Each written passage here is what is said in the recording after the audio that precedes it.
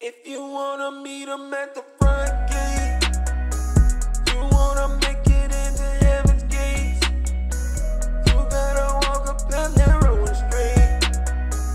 You gotta walk up that narrow and straight. If you wanna meet him at the front gate, you wanna make it into heaven's gates, you gotta walk up that narrow and straight.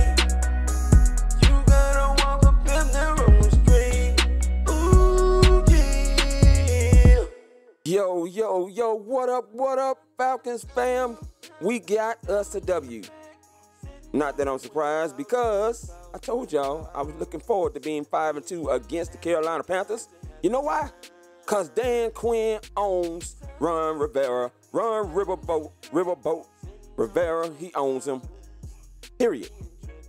Just like how Sean Payton was owning Mike Smith when he was here. Just putting it out there. That's why we get the W. Now, I'm not going to sit here and lie and say that it wasn't a scary W as we start getting closer to the end of the game. And that's why I got to start talking about the defense first. And it's not going to be positive, unfortunately, starting out. Now, you can't tell me we don't miss Deion Jones and Keanu Neal. Number one, because you give up 439 total yards of offense to an offense that came in here with 3 starting offensive linemen out. No scary-looking receiver or tight end. Now, those 439 yards do look a little deceiving because the Falcons' defense slacked off with a 14-point lead.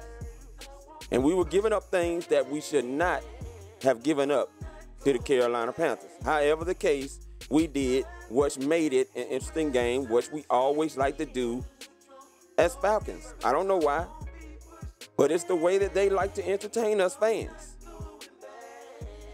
Now, I don't know how Marco Emmanuel is going to make the adjustment this next game against the New Orleans Saints, who barely squeaked out a win against Cleveland. But it's going to be a tough task.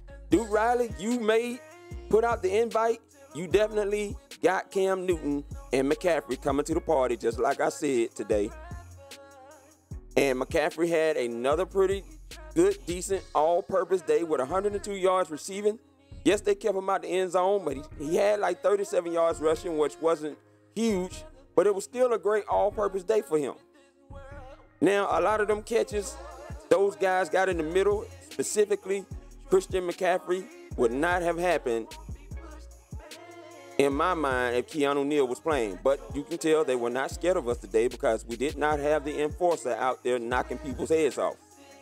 God bless them too, man. Have a fast recovery, Keanu Neal, and get back here, because we do need you next season. Deion Jones, I'm truly hoping that all you're going to be out is 8 weeks, because we're going to need you down the stretch. It would be nice if someone could heal you right now so you can play next week in week 3, but I don't know if that's going to happen or not. But anyway, however the case, let's talk about Kazee. Come on, my brother. You want people to believe that you're not a dirty player, but your actions is not making you look like you're not one. Now, I gave you a pass because I felt for one that was a legal hit on Marquise Lee. Now, apparently the refs felt differently. And that's the reason why we couldn't get the turnover on that play. But you didn't get ejected. But for you to hit Cam Newton when he gives his big 6'5", 250-pound self up on the ground and you still hit him, you deserve to get ejected. I had no qualms with that call to eject Kazee. I told my wife that that's what was going to happen because the way that hit was laid out. He gave himself up. Now, maybe if it was a bang play and they called it on you, you might not have gotten ejected, but of course it wasn't. And the call comes down from New York, they're in agreement with the refs, and you're out of there. You got to do better, man. You are a much better player than that. And we really needed you because Jordan Richards was not ready, period. He was all out of sorts, out of place. And then I couldn't understand, though, before the game started, did y'all see that they said that Jordan Richards was going to be the starter after Dan Quinn said that Ricardo Allen would take over the strong safety spot and Kazee would be in his spot of free safety? But then DeMonte was out there. I don't know how that was going, but that's the way it was going. But Marco Emmanuel, you have a job to figure out. How you're going to sort this out. And look, I know y'all was up 14, but we got to play better than that, man. You can't give up 439 yards like that. Then you give up 121 yards rushing. But I think an average that I saw 6.7 yards per carry. No, that can't happen. You can't have that. So we got to figure out something when we get ready to play these New Orleans Saints, because now they have a win. Everyone is 1-1 in the division except for Tampa Bay Bucks. Shout out to the Tampa Bay Bucks and their fans. I know you guys are truly enjoying this. You're going to have bragging rights this week because Ryan Fitz, Longbeard Patrick does it again. And I swear, I don't know if it's me or he got birds living in that beard, but man, that beard is weird. But however the case, the man is throwing for 400 yards again for the second week in a row, 4 touchdowns again for the second week in a row. What the heck is going on in this man? I heard Terry Bradshaw saying that, man, whatever water he's drinking or juice he's drinking, he wants some of it. I want some of it too, doggone it, because I got to go back to work tomorrow when I really don't want to go back to work, especially when we got to win, so I can't really have time to soak all of that in. But however the case, looks like that offense took a little flight off the ground today. Now, I'm not going to say they all the way cleared up in the 30,000 feet, but at least they've taken off. You know, they're getting ready to rise up through there. But we shall see if that continues, and I believe it will against this messed up New Orleans Saints defense. Lord Jesus, let us be able to have the great fortune that Tampa Bay had last week in week 1 on them, because, boy, didn't I tell y'all Calvin Ridley, this was truly going to be his debut? And I tell you now, the Panthers tried to compete with that doggone touchdown that DJ Moore should not have gotten, but because we're playing soft coverage, he was able to squeak through there to make it a 17-24 scary game. But, hey, it is what it is, man. We got away with the win, but Calvin Ridley got his first NFL regular season touchdown. Man, I'm excited about that. Now, nobody on our offense, as far as receiver-wise, exploded for 100 yards, but was that all that bad? Sark, did it hurt you to spread the ball around? You see how it looks when you spread the ball around to everybody, and then you're running the ball effectively. Woo, Tevin Coleman, boy, he came out there and blew it up today.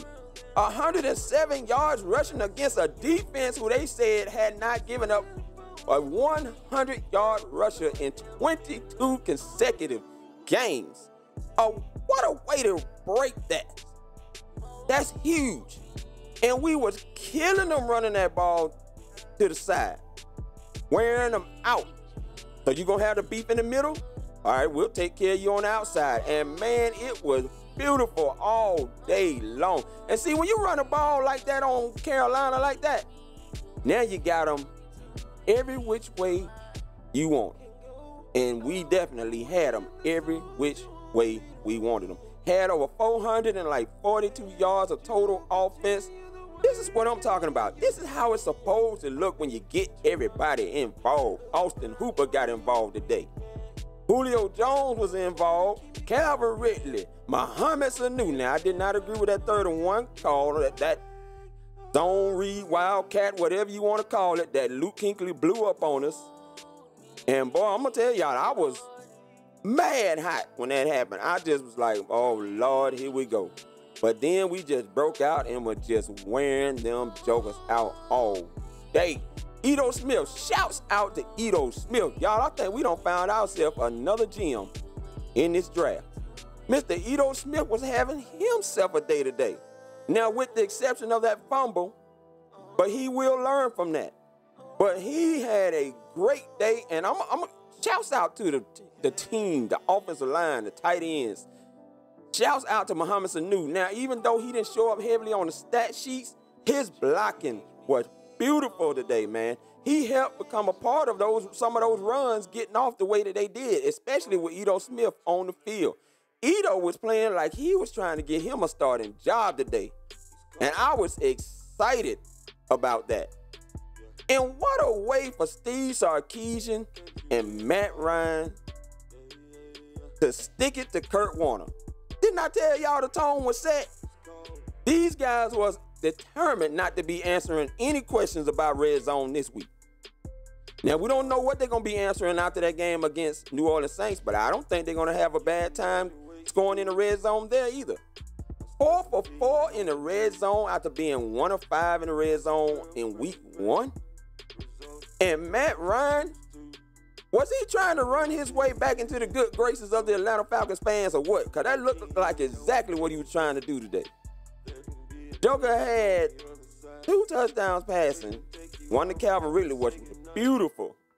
The other one to Austin Hooper, which also was beautiful. Excuse me, getting a little tongue-tied. Then he ran in for 2 of them today. Wow. Now, that's how you do it, Matt Ryan. Now, I'm going to admit, I was a little hot with him with this brace again for the 2nd week in a row. You got to figure out something about that brace, man, because you got Matt Schaub coming in there fumbling the ball on the first snap. And that almost made me hot. But like I said, we finally got things going, and this is how it's supposed to look. And that was, to me, just the tip of the iceberg. Like I said, we've taken off. We haven't quite gotten up to the 30,000 feet yet. But at least we're taking off in the plane. And that's what I want to see next week. You got another game here in your own house. And shout out to the house. But, man, look, I know a lot of us still can't afford the tickets and stuff like that with the PSLs and stuff. The food is mad cheap, though. I did experience that a couple of times going there. One time for the Falcons game last year. And then this year going to the Atlanta United game was both great experiences. That Atlanta United game, man, you guys, if you haven't been to an Atlanta United game in that Mercedes-Benz Stadium, you have got to go, man. It is seriously electrifying. But today, shout out to the Falcons fam. Somebody was there today. At least 4 false starts was called on the Carolina Panthers offense. So let's keep that up, guys, on this homestand, man. Like I said, now we got 4 more games out of the next 5 games here in the Dome. In this new stadium where the roof finally works. We got to get out and call some more false starts or whatever we could call turnovers. Anything we can get. You know, like I said, I was not too happy about the fact that Cam Newton had over 300-some yards, 3 touchdowns. But I understand playing soft with a 14-point lead. But I want us to be able to do better than that. But you know, like I said, Deion Jones, Deion O'Neal, you can tell they was missing. We'll figure out something. But it was a great day today. We ran the ball well, and we kept this hungry sack team from getting a sack on Matt Ryan. Hey, shout out to the doggone offensive line today. And that's even after you lost Andy Levitre, who more than likely will not be a Falcon, I don't think, after this year. Wes Schweitzer, you did pretty good. Manning it down for Andy Levitre. Let's hope you continue that. You may earn yourself a spot there. And boy, it got scary. Then it got a little scary when Brian Poole went down. But I was like, dang, man, we already thin. But he did end up coming back, and he had a great game. Grady Jarrett had a pretty decent game. But I am going to ask this question. And I heard this joke on the radio with a guy saying that someone asked Big Beasley why he was working at Kroger, because he was like, that was the only way he can get a sack. Big Beasley, where you at, brother? Tat, I see you. Tat McKinley, I see you. You had yourself a good day today. Now, that's how you take advantage when you have a backup tackle in there. Big Beasley, unfortunately for you, you couldn't get the job going, and it's going to be interesting to see if they're going to pay you after this season. Right now, you're not starting off so good. You kind of made me look bad, man. You had all these sacks against Cam, about 4 sacks against Cam in 6 games you played him, and you showed up nowhere close to him today. You was getting thrown all over the place, coming out with little injuries here, coming back in, going back out with an injury there. I'm looking for you against the New Orleans Saints next week. But you know what? I'm going to leave it right there. I can go on and on about this game. I want you guys to comment on about what you saw. Are you excited about what the offense did today? Are you a little nervous with Deion Jones and Keanu Neal being out? How we're going to look moving forward, especially against the offenses that we have to play coming up. Please subscribe. If it's in your heart to do so, continue to comment, like, share, all those beautiful things. Again, it's Pound for Pound. I'm Toby D. Peace. I'm out.